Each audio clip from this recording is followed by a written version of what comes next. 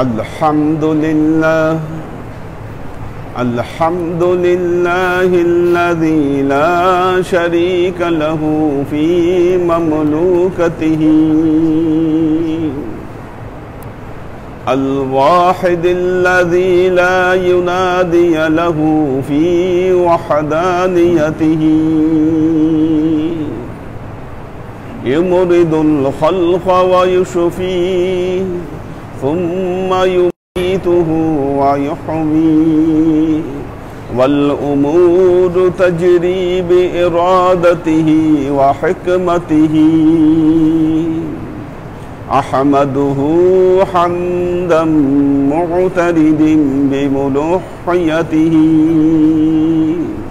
والحمد لله الذي عليما خبيرا يعلم ما ينزل من السماء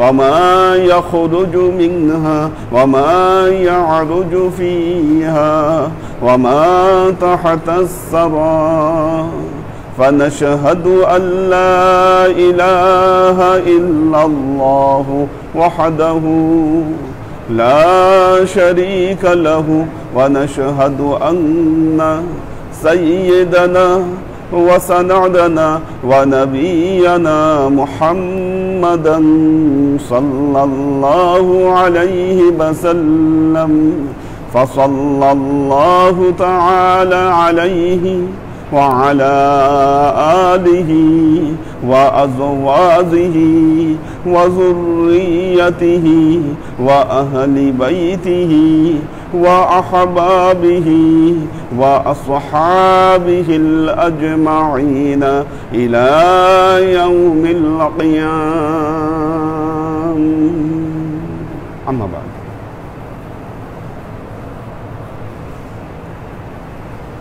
عباد الله توبوا إلى الله وادخلوا في السلم كافة ولا تتبعوا خطوات الشيطان إنه لكم عدو مبين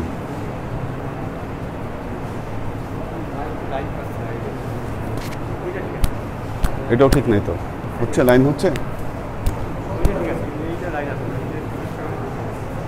ওয়ালতানজুর নাফসুম মা কদ্দামাত লিগাদ ওয়াত্তাকুল্লাহ ইন্নাল্লাহা খাবীরুম বিমা তা'মালুন ইবাদাল্লাহ ওয়া'লামু আন্না আত-তাওবাতা ওয়াজিবুন আলা কুল্লি মুসলিমিন ওয়াল মুসলিমাত আলা কুল্লি হাল كما قال الله تعالى في كلامه المجيد وفرقانه الحميد يا أيها الذين آمنوا توبوا إلى الله توبة نصوحا عسى ربكم أن يكفر عنكم سيئاتكم ويدخلكم جنات تجري من تحتها الأنهار يوم لا يخزي الله النبي والذين آمنوا نورهم والذين معهم نورهم يسعى بين أيديهم وبأيمانهم ويقولون ربنا أتمم لنا نورنا واغفر لنا إنك أنت الغفور الرحيم وقال رسول الله صلى الله عليه وسلم كل ابن آدم خطاء وخير الخطائون التائبون وقال رسول الله صلى الله عليه وسلم إذا أذنب عبد فهي نقطات سوداء في قلبه فإن تاب وأصلح سقل قلبه وإن زادت حتى تعول قلبه وقال رسول الله صلى الله عليه وسلم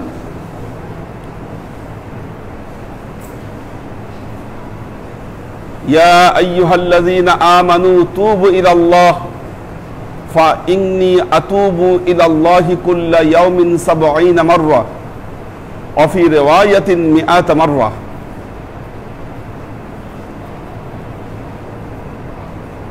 وقال رسول الله صلى الله عليه وسلم إن الله يقبل التوبة عن عباده حتى لم يغرغروا.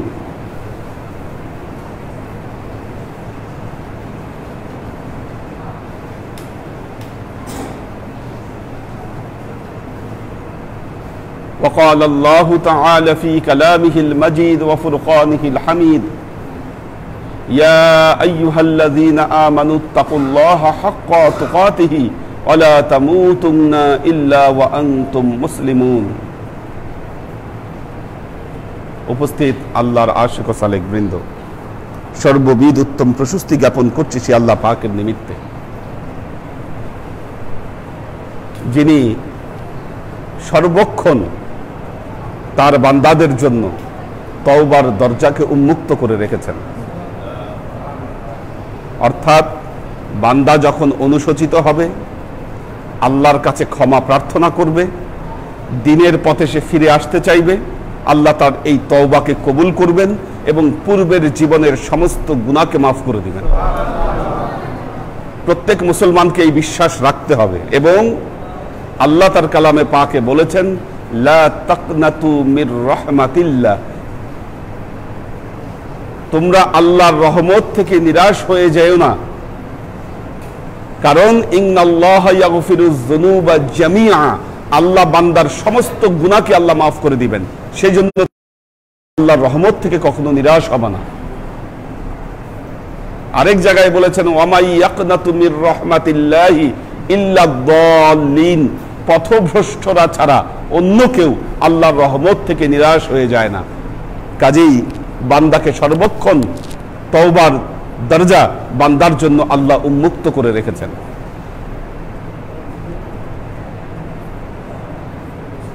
দেখুন, তওবা দুটো জিনিস, একটা হলো ইস্তেগফার, আরেকটি হলো তওবা। ইস্তেগফার মানে আল্লাহর কাছে ক্ষমা প্রার্থনা করা।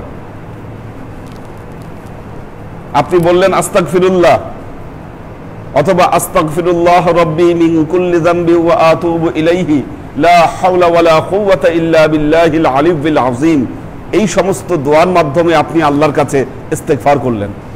ওইটা হচ্ছে ক্ষমা প্রার্থনা করা, ওইটাও আল্লাহর কাছে অত্যন্ত প্রিয়। আর তওবা শব্দের অর্থ হলো ফিরে আসা, ইস্তেগফার শব্দের অর্থ হলো ক্ষমা প্রার্থনা করা, তওবা শব্দের অর্থ হলো ফিরে আসা। ইস্তেগফার মানুষের সগীরা গুনাহগুলোকে মাফ করে দেয়, ইস্তেগফার মানুষের সগীরা গুনাহগুলোকে মাফ করে দেয়, মর্যাদাকে বৃদ্ধি করে দেয়, রিজিক বৃদ্ধি করে দেয়। আল্লাহর রহমত ইস্তেগফারের দ্বারা বান্দার উপর নাজিল হয়। আর তওবার দ্বারা, তওবা শব্দের অর্থ ফিরে আসা, তওবার দ্বারা আল্লাহ সেই বান্দার পূর্বের জীবনের সমস্ত গুনাহকে মাফ করে দেওয়া হয়। আল্লাহ সব গুনাহ মাফ করে দেন যখন বান্দা তওবা করে। তবে হ্যাঁ, এই তওবার জন্য 6টি শর্ত রয়েছে। আল্লাহ তার কালামে পাকে বলছেন ইয়া আইয়ুহাল্লাযীনা আমানু তুবু ইলাল্লাহি তাওবাতান নাসুহা। আল্লাহ বলছেন হে ঈমানদারেরা, তোমরা আল্লাহর দরবারে তওবায়ে নাসুহা করো, তওবায়ে নাসুহা করো। এখন প্রশ্ন হচ্ছে তওবায়ে নাসুহা কি? হযরত আলী রাদিয়াল্লাহু তাআলা আনহু বলেছেন 6টি শর্তের ভিত্তিতে যে তওবা করা হয় ওই তওবাকে তওবায়ে নাসুহা বলা হয়। প্রথম শর্ত আত-তাকরীরু বিল লিসান ওয়াল ইস্তিগফার। প্রথম শর্ত হচ্ছে মৌখিকভাবে আল্লাহর দরবারে ক্ষমা চাইতে হবে যে আল্লাহ, আমি এই কয়দিন যা করেছি, আমি জীবনে যত ভুল করেছি, এই ভুলগুলোর জন্য আমি মৌখিকভাবে তোমার দরবারে ক্ষমা প্রার্থনা করছি। এটা 1 নম্বর শর্ত। মনে মনে আপনি মাপ চাইলেন, মনে মনে অনুশোচিত হলেন, হবে না। আপনাকে মৌখিকভাবে সবাইকে সাক্ষী রেখে মাপ চাইতে হবে আপনাকে যে না, আমি ভুল করছি। 2 নম্বর আন-নাদামা, অনুশোচনা। আপনার ভেতরে অনুশোচনা হতে হবে যে সত্যি আমি যে কাজগুলো করেছি আমার বিগত জীবনে, এই কাজগুলো ভুল ছিল। এই অনুশোচনা বান্দার মধ্যে নিয়ে আসতে হবে। বান্দা মাপ চাইলো মুখে মুখে, অন্তরে অনুশোচনা আসলো না, ওই অনুশোচনা প্রকৃত অনুশোচনা হবে না। দ্বিতীয় শর্ত হলো আন-নাদামা, অনুশোচনা আনতে হবে তার ভেতরে। 3 নম্বর শর্ত হলো আল বাইআত, দৃঢ় সংকল্প করতে হবে তাকে যে আল্লাহ, আমি পূর্বের জীবনে আমি যে ভুলগুলো করেছি, এই ভুলগুলো আমার জীবনে আর এগুলোর পুনরাবৃত্তি হবে না, আমি জীবনে এই ভুলগুলো আর করব না। এই ব্যাপারে দৃঢ় সংকল্প তাকে করতে হবে। 3 নম্বর। 4 এবং 5, মানুষ যে অন্যায় করে, ভুল করে, সাধারণত 2 ধরনের ভুল করে সে। এক হলো হক্কুল্লাহ, দ্বিতীয়ত হলো হক্কুল ইবাদ। হক্কুল্লাহর কিরকম ক্ষতি করে? আল্লাহ নামাজ পড়তে বলছে আপনাকে, আপনি নামাজ পড়লেন না। আপনি যে নামাজ পড়লেন না, এর দ্বারা কিন্তু মানুষের কোনো ক্ষতি হলো না, আপনি কারোর উপর জুলুম করলেন না, অত্যাচার করলেন না, কিন্তু নামাজ না পড়ার দ্বারা আপনি আল্লাহর হককে ক্ষতিগ্রস্ত করলেন। রমজান মাসে রোজা রাখলেন না, আপনি রোজা না রাখলে আপনার পাশের মানুষের কোনো ক্ষতি হবে? ক্ষতি হবে না, কিন্তু আপনি এই রোজা না রাখার দ্বারা আল্লাহর হককে আপনি ভুলণ্ঠিত করলেন, আল্লাহর হক আপনি ক্ষতিগ্রস্ত, আল্লাহর যে হক তাকে দিলেন না। আপনি এইভাবে শরীয়তের বিধিবিধানগুলা আপনি ভুলণ্ঠিত করলেন, এর দ্বারা আল্লাহর হককে আপনি ত্রুটি বিচ্যুতি করলেন, কিন্তু এটার দ্বারা মানুষের কোনো ক্ষতি হয়নি। এই হচ্ছে এক অপরাধ, এটা হচ্ছে হক্কুল্লাহ। দ্বিতীয়ত হলো হক্কুল ইবাদ, আপনি এমন অন্যায় করেছেন যার সাথে মানুষ জড়িত, আপনি কাউকে অন্যায়ভাবে হত্যা করেছেন, তার বিরাট ক্ষতি হয়ে গেছে এর কারণে। আপনি কারো সম্পদকে লুট করেছেন, এর দ্বারা সে ক্ষতিগ্রস্ত হয়েছে। আপনি কারো জায়গা জমি জবরদখল করেছেন, এর দ্বারা সে ক্ষতিগ্রস্ত হয়েছে। কি? এটা হলো হক্কুল ইবাদ। যখন আপনি তওবা করবেন, আল্লাহর কাছে আপনি এই প্রতিজ্ঞা করবেন, আল্লাহ, আমি আমার এই তওবার পূর্ববর্তী জীবনে তোমার হক্কুল্লাহর যে ক্ষতিগুলো করেছি, এই তওবা করার পরে আমি আর কোনো ক্ষতি করব না, আমি তোমার হক যথাযথভাবে আদায় করব। এবং আল্লাহ, আমি যে হক্কুল ইবাদের ক্ষতি করেছি, তোমার যে বান্দাদের উপর অন্যায় করেছি, অত্যাচার করেছি, আমি আমার সাধ্য মতো সেই অন্যায় অত্যাচারগুলোকে পরিশোধ করে দিব। কারো যদি সম্পদ আমি অবৈধভাবে যদি দখল করে থাকি, নিয়ে থাকি, আমি তার সম্পদ ফেরত দিব। আমি কারো জমি দখল করে থাকলে সেটা ফেরত দেব। আমি যা অন্যায় করেছি আমি পরিশুদ্ধ করব। কি? 4 এবং 5, হক্কুল্লাহ এবং হক্কুল ইবাদ। 6 নম্বর হচ্ছে সে তওবা করার সময় আল্লাহর কাছে এই ওয়াদা করবে, আল্লাহ, আমি তো তওবা করার আগে আমার জীবন তোমার নাফরমানি দিয়ে আমি কাটিয়েছি, আল্লাহ, তওবা করার পরে আমি ইতাআতের মাধ্যমে সেই নাফরমানির ক্ষতিপূরণ করে দেব ইনশাআল্লাহ। এই 6টি শর্তের ভিত্তিতে যিনি তওবা করবেন, আল্লাহ বলছেন ওই তওবা হলো তওবায়ে নাসুহা। হ্যাঁ, 6 নম্বর হচ্ছে সে বলবে, আল্লাহ, আমি আমার এই তওবা করার আগে আমার জীবন তো তোমার নাফরমানিতে কাটিয়েছি, নামাজ পড়ি নাই, ইবাদত করি নাই, মানুষের উপর জুলুম করেছি। তওবা করার পর আমি এত ইবাদত বন্দেগী করব, আমি এত এত ভালো কাজ করব, তোমার দরবারে প্রমাণ হয়ে যাবে যে না, আমি আসলেই চাচ্ছি আমার পূর্বের জীবনের ক্ষতিপূরণ করে দিতে। এই 6টি শর্তের ভিত্তিতে যিনি তওবা করবেন, এই তওবাই হলো তওবায়ে নাসুহা। আল্লাহ তাআলা বলছেন, আসা রব্বুকুম আইয়ুকাফিরা আনকুম সাইয়্যাতিকুম ওয়া ইউদখিলাকুম জান্নাতিন তাজরি মিন তাহতিহাল আনহার। যে ব্যক্তি এই 6টি শর্তের ভিত্তিতে তওবা করবে, আশা করা যায়, আশা, আল্লাহ তার জীবন থেকে গুনাহগুলোকে মাফ করে দিবেন। ওয়া ইউদখিলাকুম, তাকে ওই জান্নাতে, তাদেরকে ওই জান্নাতে প্রবেশ করাবেন, তাজরি মিন তাহতিহাল আনহার, যেই জান্নাতের তলদেশ দিয়ে নদী প্রবাহিত হয়ে গেছে। দেখুন, একজন মুমিনের জীবনের সৌন্দর্য হচ্ছে তওবা।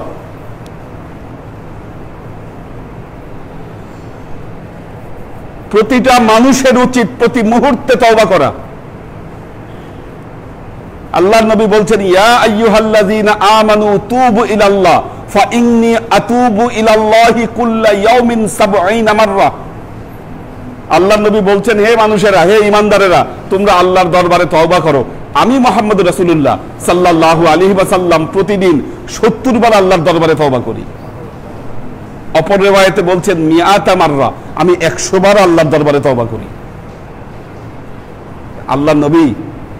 আল্লাহর নবী যার পূর্বাপর সমস্ত গুনাহকে আল্লাহ মাফ করে দিয়েছেন, তিনি বলছেন আমি প্রতিদিন ১০০ বার আল্লাহর দরবারে তওবা করি। দেখুন সূরা নাসর, ইযা জাআ নাসরুল্লাহি ওয়াল ফাতহ, এই সূরা আল্লাহর নবীর উপর অবতীর্ণ সর্বশেষ সূরা।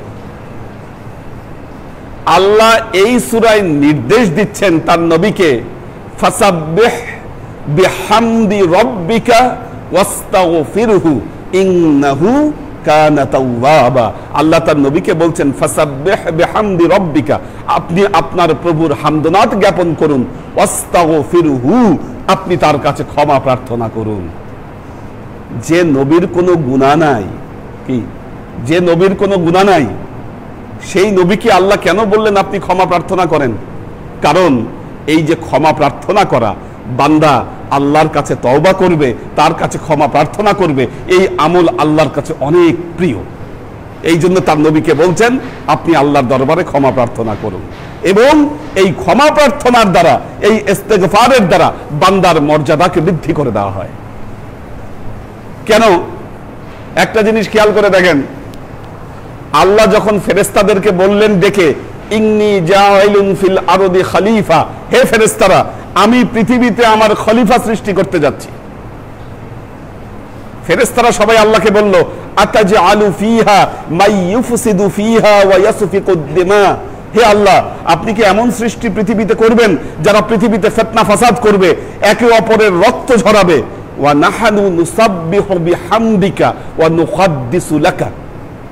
ফেরেশতারা বলল, নাহানু নুসাব্বিহু বিহামদিকা, আল্লাহ আমরা তো আপনার হামদনাত জ্ঞাপন করছি, ওয়া নুকদ্দিসু লাকা, আপনার পবিত্রতা জ্ঞাপন করছি। কোথাও কোরআনে বলা নাই যে ফেরেশতারা আল্লাহকে বলেছে ওয়া নাস্তাগফিরু লাকা, আপনার কাছে ক্ষমা প্রার্থনা করছি।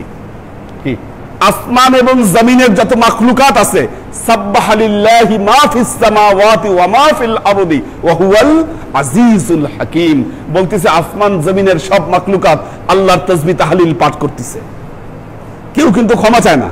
দেখেন, ক্ষমা চায় না, কেউ ক্ষমা চায় না। কেন? পাপ নাই তো, পাপ না থাকলে ক্ষমা চাবে কেন? একমাত্র এই জমিনের বুকে মানুষই একমাত্র জাত যে মানুষ পাপ করে আবার আল্লাহর দরবারে মাফও চায়। অথচ দেখেন, এই ফেরেশতা সহ 18,000 মাখলুকাত আল্লাহর এত তাসবিহ তাহলিল করার পরেও মানুষ পাপ করে, ক্ষমা প্রার্থনা করে। আশরাফুল মাখলুকাত কিন্তু এই মানুষ। কারণ এই ইস্তেগফার আল্লাহর কাছে এত প্রিয়, এর কারণে আল্লাহ মানুষের মর্যাদাকে বৃদ্ধি করে দিয়েছে।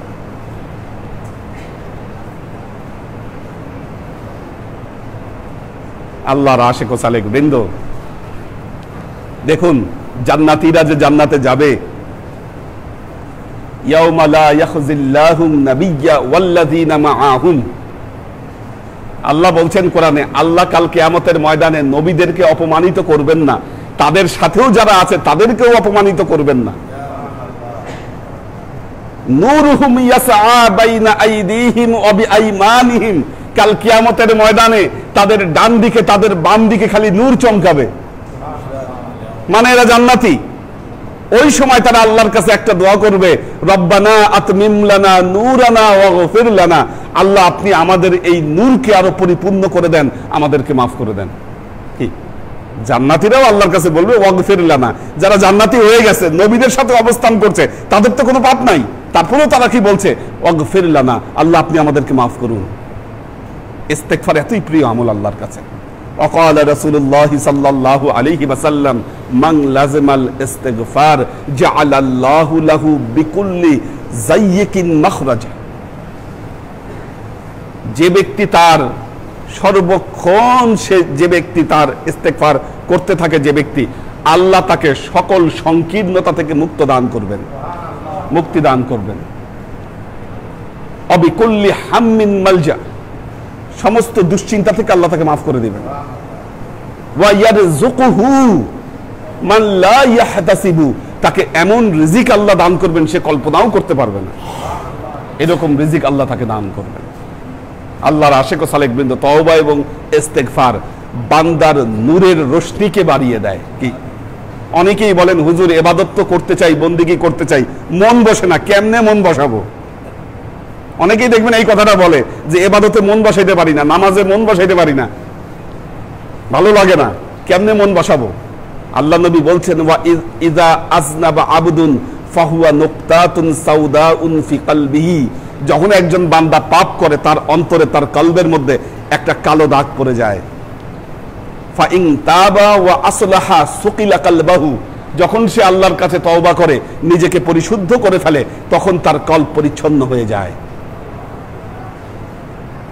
ওয়া ইন যাদা, যদি সে তার পাপ কাজ বাড়ায় দেয় তাহলে কি হয়? ওই যে কালো চিহ্ন ওইটা বাড়তে থাকে এবং তার কলব আচ্ছন্ন হয়ে যায়। আপনি নামাজে মন বসে না কেন? আপনি পাপও করেন, নামাজও পড়েন, আপনি পাপও করেন, আপনি নামাজও পড়েন, তওবা করেন না। এর সাথে সাথে তওবা এবং ইস্তেগফারের মাত্রা বাড়িয়ে দেন, আপনার অন্তরের রোশনী বৃদ্ধি পাবে, ইবাদত বন্দেগী এবং আল্লাহর কাজে আপনার মন অধিক বসবে। আল্লাহ আমাদের সবাইকে তৌফিক দান করুন। বারাকাল্লাহু লানা ওয়া লাকুম ফিল কুরআনিল আযীম ওয়া নাফা'ানা ওয়া ইয়্যাকুম লা আয়াতি ওয়া যিকরিল হাকীম ইন্নাহু তাআলা জাওয়াদুন কারীমুম মালিকুন বাররাউফুর রহিম।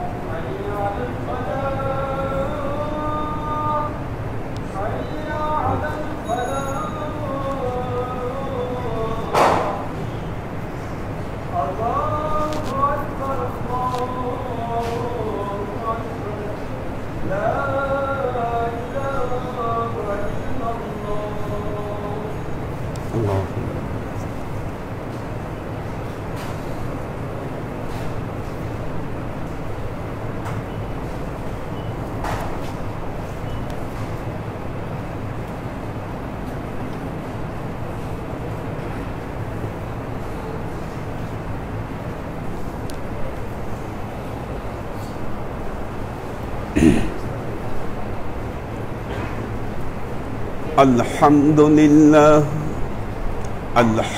لله الذي لا شريك له في مملوكته،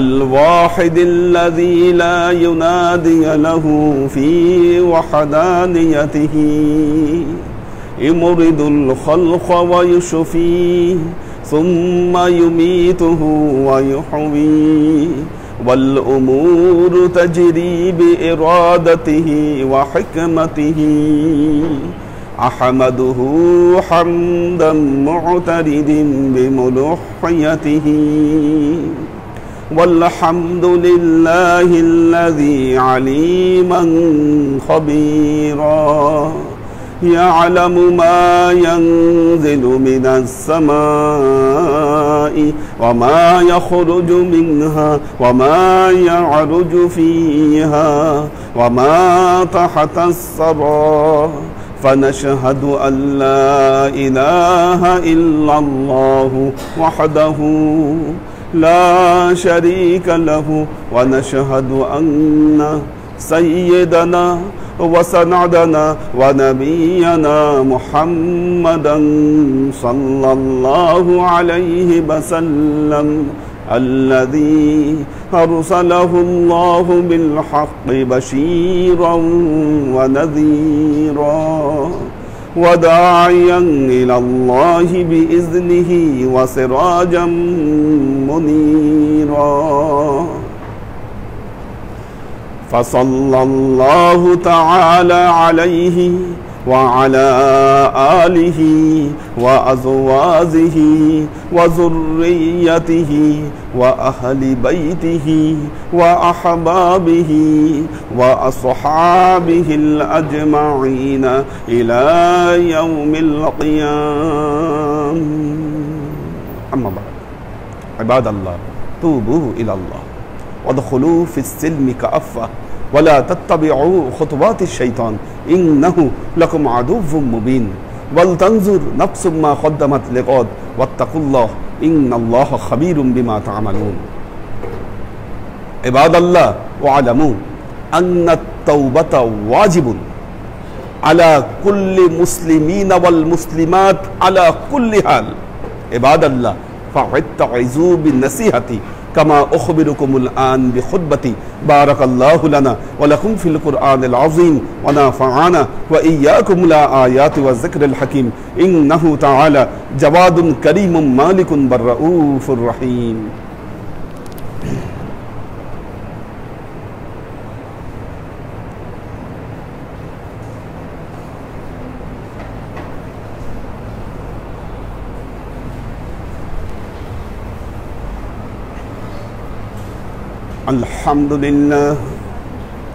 الحمد لله نحمده ونستعينه ونستغفره ونؤمن به ونتوكل عليه ونعوذ بالله من شرور أنفسنا ومن سيئات أعمالنا من يهد الله فهو المهتدي ومن يضلل فلن تجد له وليا مرشدا فنشهد أن لا إله إلا الله وحده لا شريك له ونشهد أن سيدنا وسندنا ونبينا محمدا صلى الله عليه وسلم الذي أرسله الله بالحق بشيرا ونذيرا وداعيا إلى الله بإذنه وسراجا منيرا.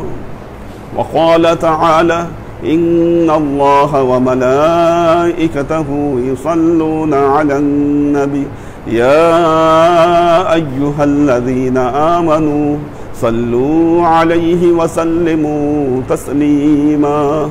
اللهم صل على محمد وعلى آل محمد كما صليت على إبراهيم وعلى آل إبراهيم إنك حميد مجيد. اللهم بارك على محمد وعلى آل محمد كما باركت على إبراهيم وعلى آل إبراهيم إنك حميد مجيد.